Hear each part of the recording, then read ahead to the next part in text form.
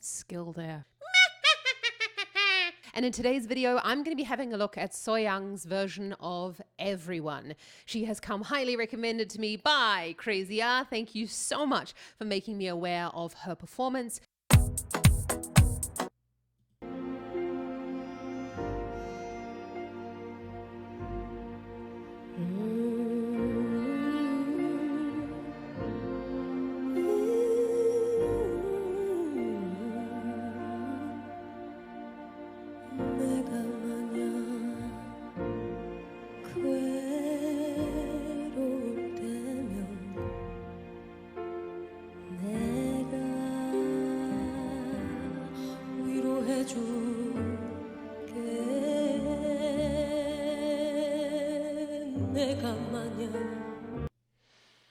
Okay, we just had to get into that first little bit there. I will admit that I have not looked at the translation of the song. I am not going to be having a look at the meaning of the words. I'm merely going to be helping you recreate her voice qualities at home. You can tell at the beginning there, she's in a chest voice, thick vocal fold sound, quite low in her range. And when you're that low in your range, if you start singing, it's going to sound quite powerful. So you definitely don't want to start a song super duper loud. She's allowed the vocal folds to just open up a little bit at the back and allow a bit of that breath to come through. Now, this is not a falsetto sound. Falsetto, that low in the range would be, it pretty much wouldn't come out if you were in falsetto, which means in Estill voice training, that stiff vocal fold, that far down in the range, not a good idea. She's in thick vocal folds or chest voice. And the way that you can create that is I want you to think about being the speaker for a relaxation video. And now take a deep breath in and a breath out. It's through these pretending to be making a sound like. That's the way that you create these types of sounds. I'm not making fun of the meditation CDs. And there is nothing more calming than someone speaking to you quietly like this. The way that you can access that sound is you're thinking of a slightly lower larynx. Okay, so you've got that, the larynx is in here. Think about the mid to low kind of slide. And that way, what you're going to do is you're going to allow access to those lower notes without pushing any excess breath. And you're going to keep the effort at the level of the vocal folds most comfortable for the task at hand. I don't want you to think about anything else apart from posture. How is it? Because if you're sitting concave like this, it's going to make it very hard to control the breath. So thinking about your posture. And I want you to also think about this idea of you're not going for volume. She's got a microphone on her. It's a really quiet sound. And see if you can get that a couple of times. Watch that you're not bringing the chin back to push that note and push that larynx down further. But that's a wonderful chest with a bit of breath mix. We can call that a mix. It's a mix of two different things, two different voice quality.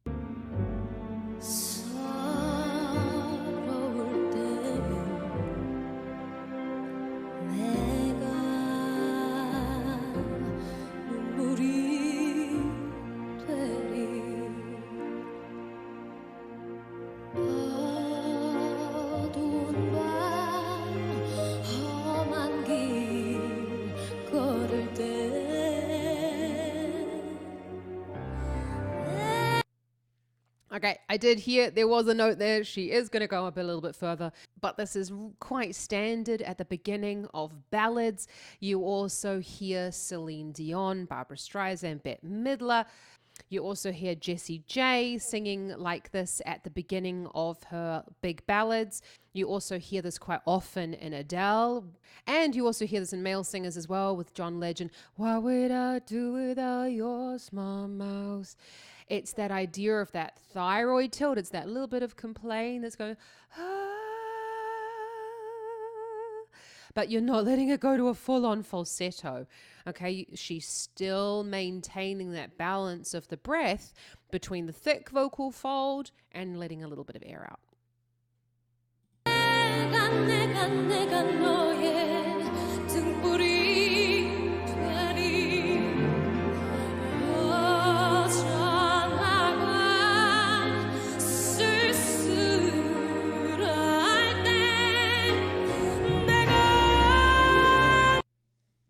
Okay, before we get into that sound, you can really hear in her voice, it appears like she's got no voice break, okay? Or passaggio, as we call it. That's that fantastic part between the chest voice and the head voice, that kind of no man's land Bermuda of notes that sometimes we find a little bit challenging to kind of jump over in the same voice quality. She's keeping that breath all the way through. And she's keeping that little bit of breath while keeping that cry going. And she hit one note there, which was quite twangy. And it's a fantastic way for someone to just really quickly bring the vocal folds together, or even just really quickly make it sound as if there's no more air coming through. And twang is that, well, it's what's in my spoken voice. It's this okay, that's an extreme version of twang, but what's happening there is we've got the thyroid cartilage, and on top of the larynx there is what's called the epiglottis. You can have a look at the picture here. The epiglottis is a sphincter muscle, so it's a circular muscle, and what we're doing there is we are making that epiglottis kind of come down a little bit on itself. So we're pulling on those purse strings of the epiglottis. It's kind of changing shape. Now, everyone's is different. And we believe that the shape that it makes is similar to that of the outer ear, which means that we hear it quite distinctly. Twang gives us a boost between the 2 to 4 kilohertz in our voices. It's also known as squeal, when we talk about classical singing. It's meaning that the voice is just being sent out there. So it appears to be a much louder sound, but without actually adding any pressure or any thickness to the vocal folds. She's added in that twang.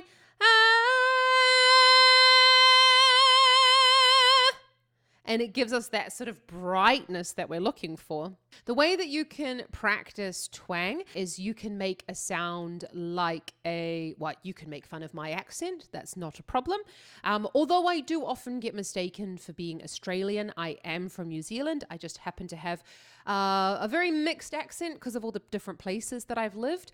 But what you can do is you can make a sound like a witch. It's a terrible witch. Or you can make a sound like a siren.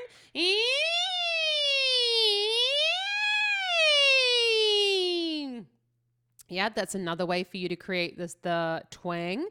You can also make a sound like a sheep. There's lots of different ways. Or a duck. There's a million ways to skin a cat, and there are a million ways to create your different types of twang. Obviously, we wouldn't just lay this over top of any type of notes. That would not suit this musical style whatsoever. And we don't necessarily always want it to be nasal twang. But just in the beginning, while you're getting used to the twang, have a go at discovering it. And then you can try and sing with twang on top of other notes. You can go meow, meow, meow, meow, meow, meow, meow, meow, and so on and so forth. I've got an interval exercise available here for you if you'd like to practice your twang. Other than that, let's keep watching.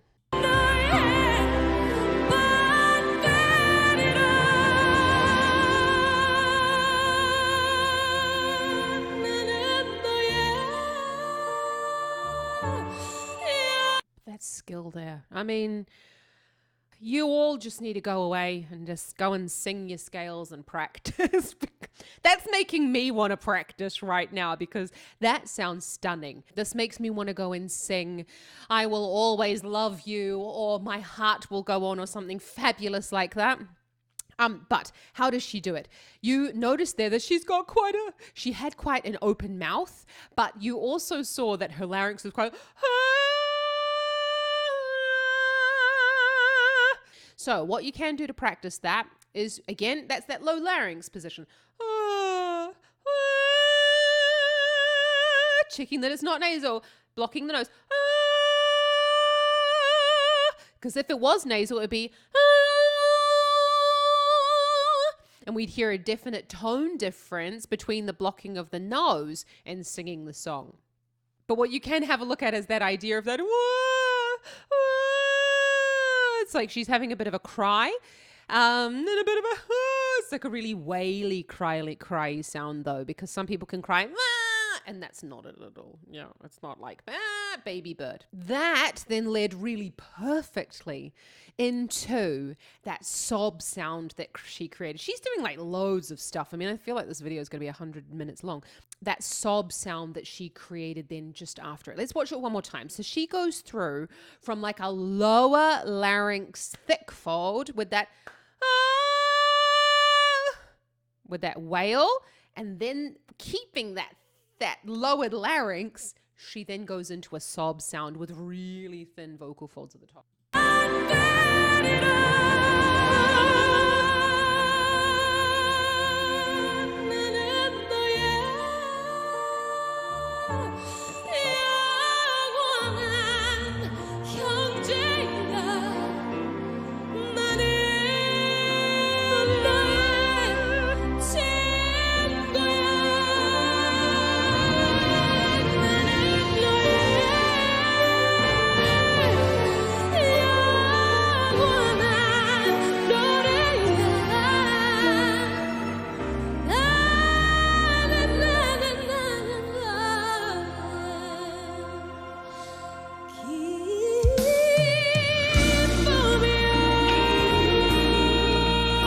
There is so much to go into. I'm not going to mention absolutely everything because I'm so certain that I'm going to get to enjoy more of her videos. But you can really notice that she brings in that lower larynx thick vocal fold sound, which is quite common in gospel music, for example. You'll find singers like Jennifer Hudson and Beyonce using that slightly lowered larynx, belty sound, but she's using that lowered larynx sound. Just be careful when you're trying to explore some of these darker sounds. Obviously, that is a lowered larynx, which means that it is slightly lower to create that darker timbre. It does not mean a low larynx. So if you go, there is a point where the sound actually goes flat, because you have lowered too much for the pitch. And the other point is when you do lower the larynx a bit too much, you can start to sound a little bit classical. So,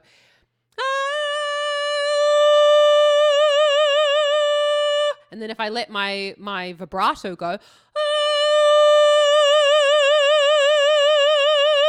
yeah, and it's not that I've let my tongue go down, though. I have just allowed my larynx to go down, and I've allowed my vibrato to come in.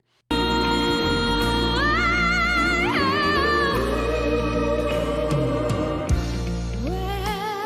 you walk through the valley of shadow, he said, I'll be the one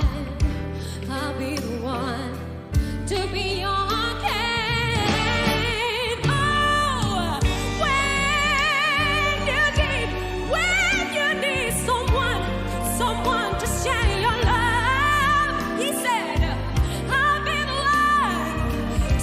Thank you so much for recommending this song.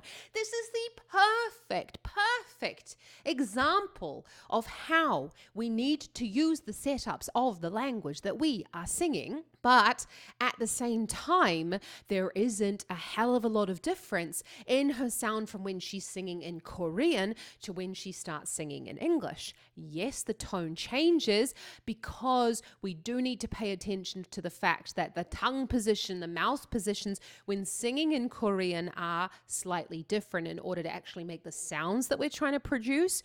But when she goes into singing in English, you can really notice just that slight change. It doesn't sound like two different people though.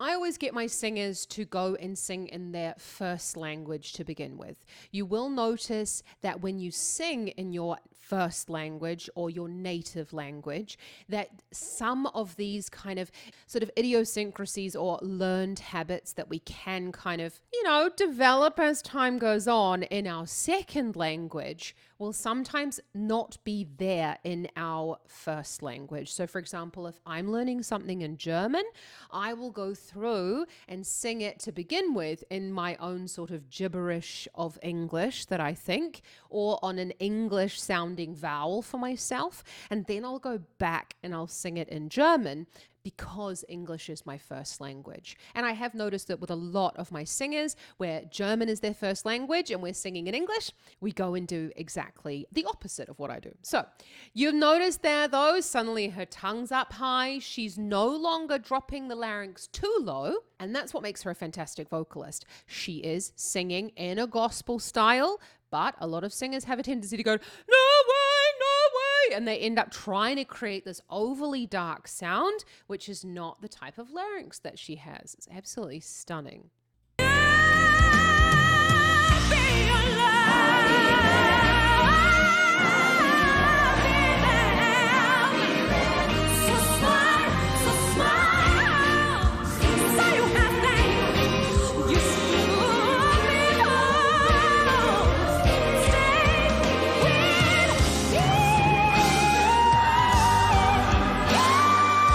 That is so cool, and that is not belt, people. That is not belt there at the end. Me!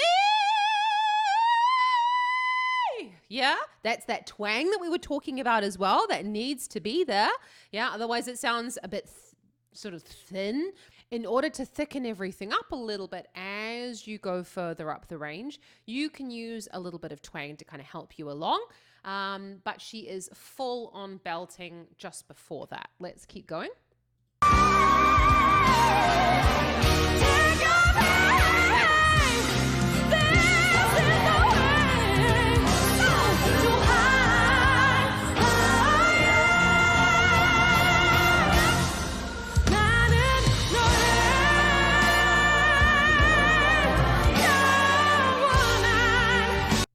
It's really difficult sometimes to figure out if a singer is actually belting or not.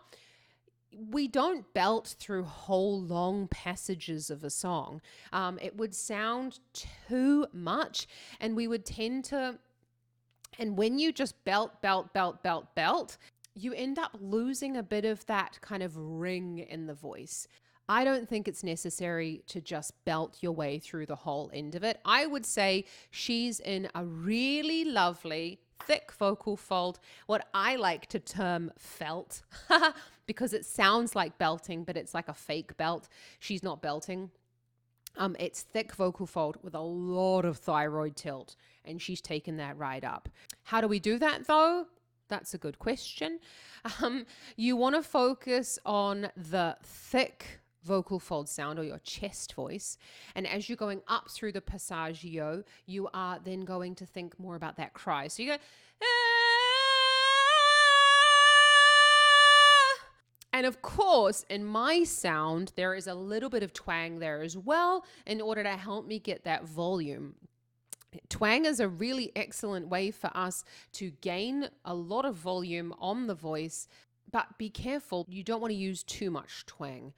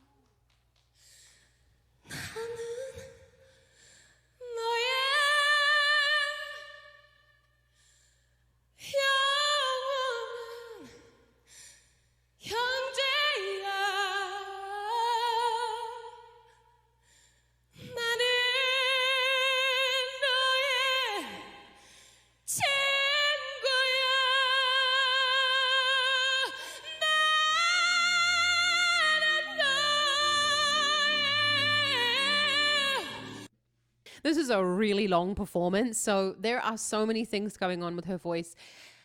It's important to note, though, that there were a couple of places, like in that middle section that we just had, where she really did sing quite loudly. But this part sounds loud. The microphone is very close to her mouth, so that is kind of telling me that she is using more of a quiet belt sound. Now, this video would be 100 minutes long if I went into the idea of quiet belting. So I think that's going to have to be an idea for a next video where I look at her. Give this video a big thumbs up, though, if you'd like to see more videos about belting and how you can use belt technique. Don't forget, though, if you are scratching, catching, or coughing, stop practicing immediately, take a drink of water, and do a bit of a cool down. Your vocal folds aren't liking what you are doing. If you do need any help, though, then I'll put a link in the description below where you can check in with me about how to improve your belt technique. This is something that I am specialized in, so I would love to help you find a healthy belt. I am running a 10-week singers course on belting from A to Z. It is a one-to-one course with masterclasses in between and general information that everyone should know as well.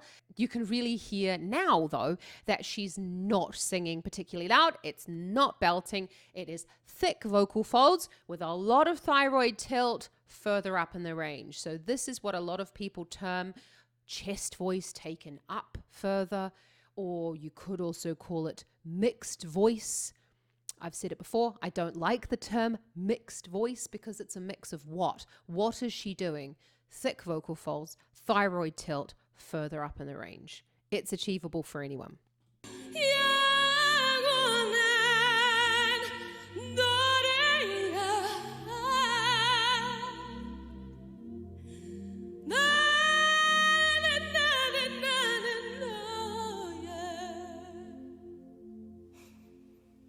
내가 만약 외로울 때면 누가 날 위로해주지? 바로 여러분.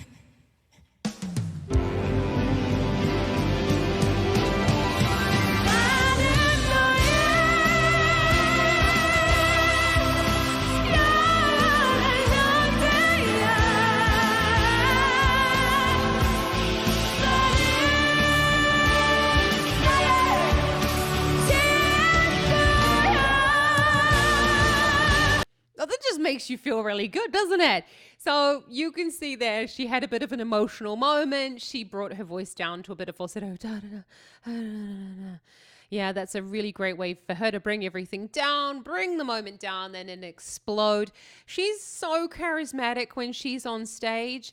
That really helps your singing as well. When you're thinking about energy, when we talk about performance energy, it's also important to note that this sort of engagement in her singing is what makes us want to watch her. She's not just singing, yeah, have faith, have faith. She's engaging with her audience. She is sharing her message and not making it all about her and her voice. She's wanting to share it. That is the main thing, people. Music is meant to be shared. It's not just meant to be, oh, I'm so good, I'm so good. Let it out.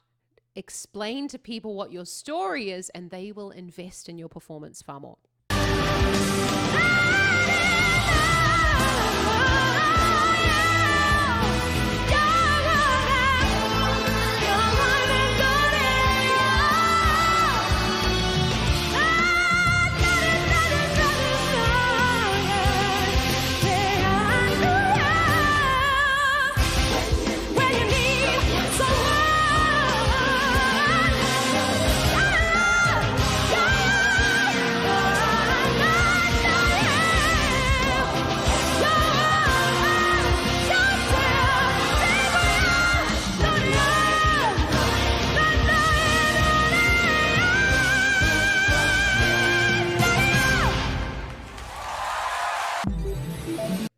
I do just have to say right at the end there, that is some vocal stamina there. Please don't go away and just think that you can sing for 5 minutes, nearly 7 minutes at such high intensity and smash it out like she did. Start small, 15 minutes a day, practicing. Build it up. Let the muscles get used to what you're trying to get them to do, because this has taken her years to perfect. You are going to get there. It's just going to take you a little bit of time. There is no substitution for time spent in the studio practicing. So don't forget to give this video a big thumbs up if you've got any worth out of it today, and consider hitting that subscribe button because I bring out videos just like this one every single week. Have a lovely rest of your day and happy practicing. Ka kite anō.